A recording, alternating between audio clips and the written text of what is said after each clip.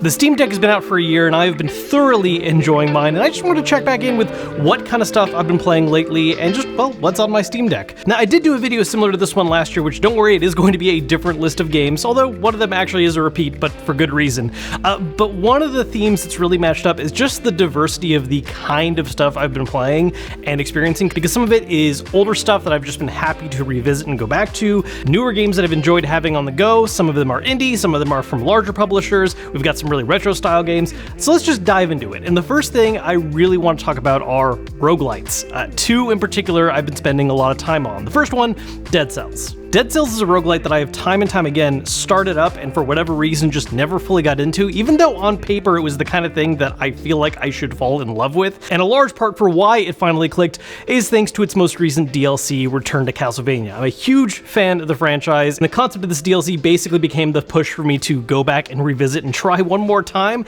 and it finally all clicked together in place, and I am absolutely hooked on it right now. The speed at which runs can be done, the variety of weapons you can make use of, although I find myself really defaulting to 3 or 4 choices more often whenever they're able to pop up, especially the flint. I love that thing. But not only is the core gameplay just great, but the Return to Castlevania DLC in particular is a wonderful celebration of the Castlevania franchise. You can tell that this was definitely something incorporated by fans of the franchise, the type of content you can unlock, some of the little references, the way the levels are designed. It's just overall a wonderful package. If you haven't tried out Dead Cells yet and you like Castlevania, I think this is a really interesting way to just jump right in. One of the cool things too is that all the separate DLCs are actually standalone technically. They just expand the game in different ways, so you don't necessarily have to buy all the DLC that's out there. You can basically grab the game and just that DLC specifically, and if you find yourself really enjoying the game and want to expand it more, there's those other options out there. And while we're talking about roguelites, one other one that I got really into recently and I've just finished up, although there's a couple side things I want to go back and do, Cult of the Lamb. I know I'm late to the party on this. This was a big deal for a lot of people last year. I finally picked it up during the most recent Steam sale, and it is fantastic. This is one of those games that does kind of stretch the definition of roguelite a little bit. It has a lot of roguelike mechanics and aspects, but it does a little bit of its own thing as well. The cult running simulator aspect of it is really fun. I'm normally not that big into management-focused games, but the mechanics for this one are simple and straightforward enough that if I was playing on a heavier difficulty, I would maybe lose a little more interest, but just playing it on normal and even on hard, it's been pretty easy to manage and focus more on the action aspects of the game, and just the entire package and theme of the whole thing with running this cult of cute little animal critters is fantastic. I will say I do have a couple little hang-ups about it. I wish weapon balance was a little better, because there are definitely some weapons that I just absolutely prefer to use over others. The hammer is incredible, the axe not so much in my experience.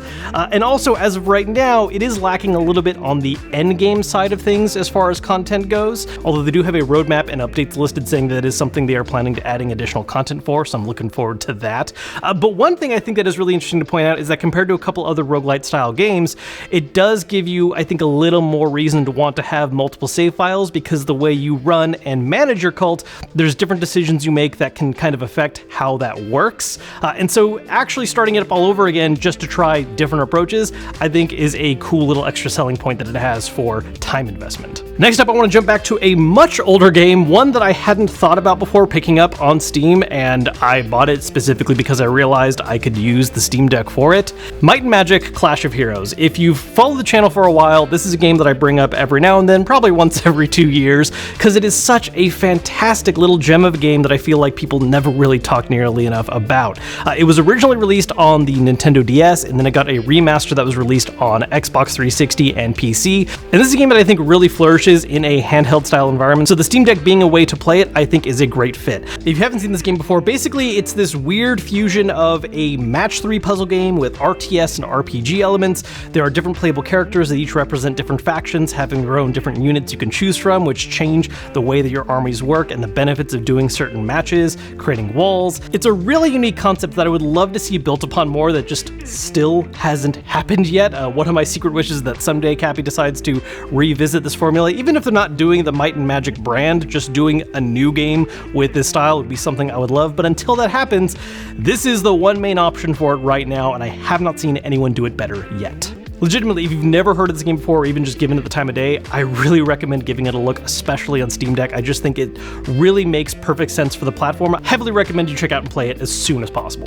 Another game I've been revisiting on Steam Deck, not as old as Clash of Heroes, but not quite super new either, Pyre. This was the third game made by Supergiant Games after they did Bastion and Transistor, and was their last title before Hades. And Hades was the game that really took off for them, which it is one of, if not my favorite roguelite games that have been made. But Pyre is probably their most unique title, and one that I feel like just doesn't always get the spotlight it deserves, because it is a wonderful game. I can understand why some people maybe haven't given it a shot, because the pitch is a little bit weird. It's basically a visual novel fantasy sports game that takes place in purgatory. I don't really want to get too in-depth on how the whole plot and everything for this game works, but basically it is a series of matches where you have a lineup of characters, you play this fantasy sports game. Regardless of whether or not you win or lose a match, the story will actually just keep going on, and which matches you win and which ones you lose will impact the direction the story goes. The variety of ways that the epilogue for the game can play out is really impressive, and like all of Supergiant's games, it is an absolutely gorgeous game in terms of both its visuals, art aesthetic, and music. If you've enjoyed Hades, I really recommend going back and trying out Pyre. It is something very different. There's not a lot of other games out there doing this particular mix of mechanics, but it really comes together into something that I think is pretty special. And while you're at it, just go ahead and play their whole catalog. They're all winners as far as I'm concerned. All right, let's talk about some slightly more recent games, and this time going with another indie one called Dark Deity. When I played Fire Emblem Engage earlier this year, I swear this is gonna make sense and all come together. One of the biggest feelings it really imparted with me is how much I wanted to replay the classical, more older school style Fire Emblem games, and while it's certainly great to replay those, there's always that part of you that kind of wants to try something that is in that style, but also new. And that's basically what Dark Deity is. This is an indie title that very clearly wears its inspiration on its sleeve. It's not necessarily a one-to-one copy of Fire Emblem mechanics. It does make a lot of its own adjustments and changes and goes in its own direction. Tonally, it's pretty different as well, but as far as just the kind of basic look and style of it, it's pretty hard to deny where it's drawing its main inspiration from.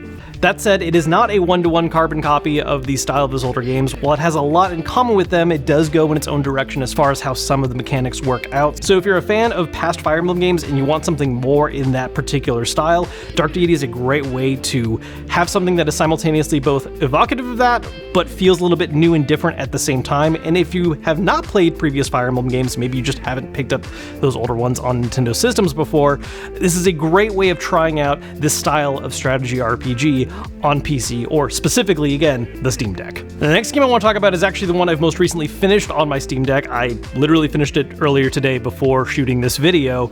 The Somnium Files, the Nirvana Initiative. If you're not familiar with this game, this is actually the second in a series of visual novels that has been released across a couple different systems, but it runs wonderfully well on the Steam Deck. I don't actually play a ton of visual novels, even though I realize I'm now kind of talking about two in this video, because Pyre technically counts as one, but when I do play visual novels, one of my highest priorities is to play the ones written by Kotaro Ujikoshi. I fell in love with his style back on 999 on the DS, and then that turned into the whole Zero Escape series, which includes Virtue's Last Reward, which is incredible, which by the way, both of those games are also available on Steam Deck, so you should check those out as well. But the Somnium Files is his more recent series that just had its second entry with Nirvana Initiative. It's a little sillier in tone in places, but his writing is fantastic. It gets very much into weird, occult, pseudoscience stuff. He has extremely wild twists, which Nirvana Initiative also has. And if you're not a fan of visual novels because you want to have some kind of gameplay aspect outside of just seeing the story unfold, good news, these are also puzzle games. Basically, you go between doing puzzles and watching the story unfold, as well as seeing the plot branch out in different directions based on some of the decisions you make. And the way it all ties together is just